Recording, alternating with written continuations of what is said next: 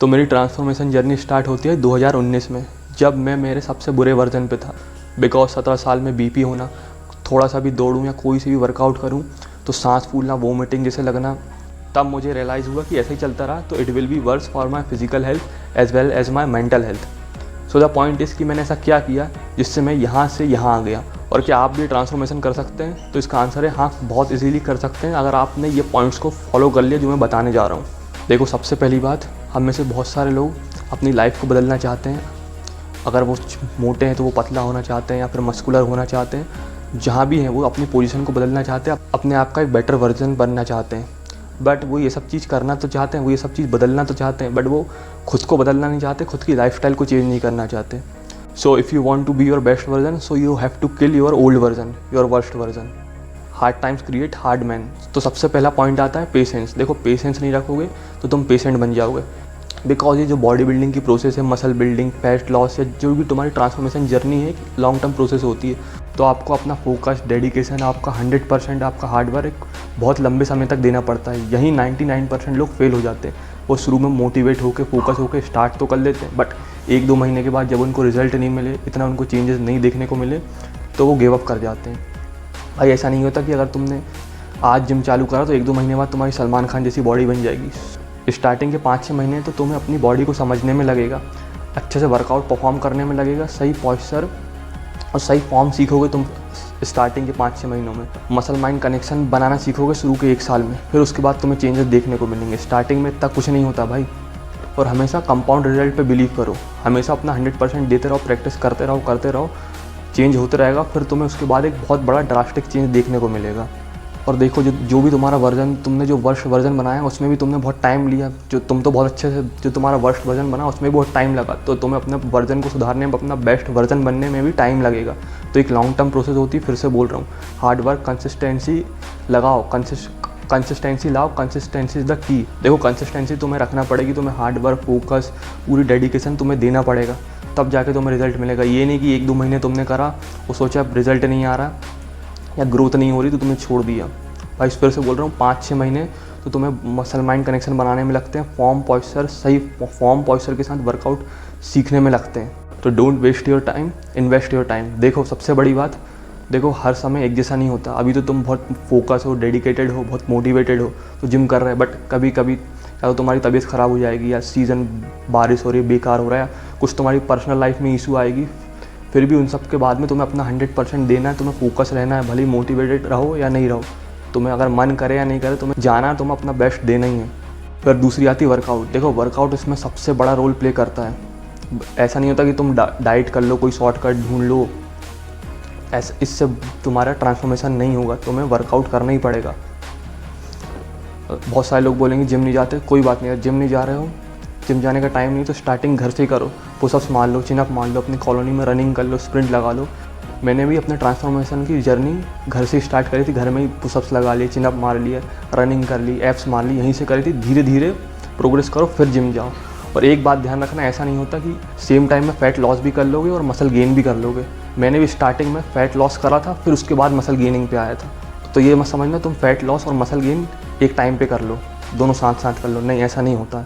और देखो, वर्कआउट करने से तुम्हारी ट्रांसफॉर्मेशन तो होगी, भले ही तुम्हें मसल गेन करना है या फैट लॉस करना है। और मैं वेट ट्रेनिंग की बात कर रहा हूँ, उससे तुम्हारी ट्रांसफॉर्मेशन जर्नी तो होगी, तुम ट्रांसफॉर्म तो होगे, but at the same time तुम्हारी स्किन क्वालिटी भी बहुत अच्छी होगी। मैं वीडियो में डाल दूंगा मेरी 2019 की फ़ोटो वीडियो, जिसमें आप देख रहे हैं कि मेरी स्किन क्वालिटी कितनी बेकार थी, बट अब मेरी स्किन क्वालिटी बहुत अच्छी हो गई है। बिकॉज जब भी हम वर्कआउट करते हैं तो वर्कआउट हमारी ब्लड सर्कुलेशन लेवल को इम्प्रूव करता है, हमारी कोलेजन को इम्प्रूव करता है, जिससे हमारी स्किन हेल्दी होती है, और हमारी बॉडी में कोलेजन लेवल बढ़ाता है, जिससे हमारी स्किन अच्छी होती है। देखो, जब भी हम वर्कआउट करते हैं, पसीना आता है, तो जो भी हमारी इम्प्योरिटीज़ होती है, टॉक्सिक चीज़ें रहती है, वो उसको फ्लश आउट कर देता है। तो उससे हमारी स्किन ब्राइट हो जाती है और स्किन की क्वालिटी भी बहुत अच्छी होती है।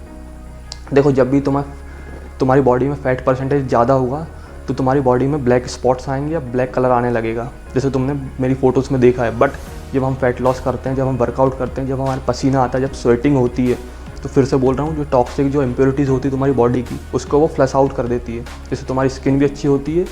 देखो, जब भी तुम वर्कआउट करते हो, ये तुम्हारी वर्कआउट करने से तुम्हारी बोन डेंसिटी अच्छी होगी, तुम्हारा कॉन्फिडेंस बढ़ेगा, तुम्हारा फिजिकल डेवलपमेंट तो होगा, but at the same time तुम्हारी मेंटल ग्रोथ और मेंटल डेवलपमेंट भी होगा। देखो, वर्कआउट तुम्हारी physical health as well as तुम्हारी मेंटल हेल्थ के लिए भी बहुत इंपॉर्टेंट है। इससे दोनों तुम्हारी मेंटल हेल्थ भी अच्छी होगी और फिजिकल हेल्थ भी अच्छी होगी। और फिर पॉइंट आता है डाइट। देखो, डाइट अगर तुम वर्कआउट भी कर रहे हो, अगर अच्छी डाइट नहीं ले रहे तो इन सबका कोई मतलब नहीं है। तुम्हें डाइट अपनी सुधारनी होगी। जैसे 2019 में मैं भी बहुत जंक फूड खाता था, बहुत ऑयली फूड खाता था, बहुत प्रिजर्वेटिव फूड खाता था। कोई डाइट नहीं, कभी भी जब मन किया बाहर का खाना खा लिया, Maggi, pasta, burger, cold drink पी ली, जिसके कारण मुझे 17 की एज में बीपी हो गया था। गट हेल्थ पूरी ख़राब कर ली थी, बहुत रेगुलर इंटरवल ऑफ टाइम में बीमार पड़ने लगा था। तो देखो, एकदम से तो तुम चेंज नहीं कर पाओगे, धीरे धीरे अपनी डाइट में चेंजेस लाओ। कुछ अच्छा नहीं डाइट कर रहा तो कम से कम बुरा तो बंद कर दो। बाहर का जो भी तुम जंक फूड ये सब है उसको टोटल बंद कर दो, घर के खाने से स्टार्ट करो।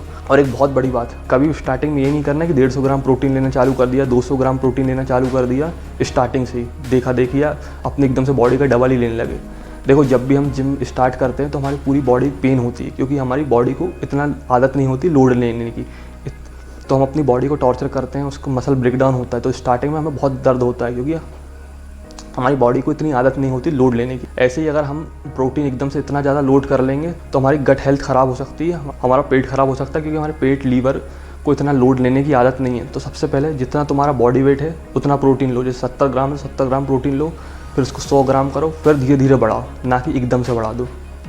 और देखो, वर्कआउट का सबसे बड़ा एडवांटेज है, जब भी तुम वर्कआउट करोगे तुम्हें चेंजेस देखने को मिलेंगे। तुम वर्कआउट बहुत अच्छी करोगे, जिम में अपनी मसल तोड़ोगे, तो उसको रिकवरी के लिए तुम अच्छी डाइट और अच्छी स्लीप लगेगी तुम्हें, तो उससे तुम्हारी पूरी लाइफस्टाइल चेंज होगी, एक लाइफस्टाइल, हेल्दी लाइफस्टाइल तुम्हारी बनेगी।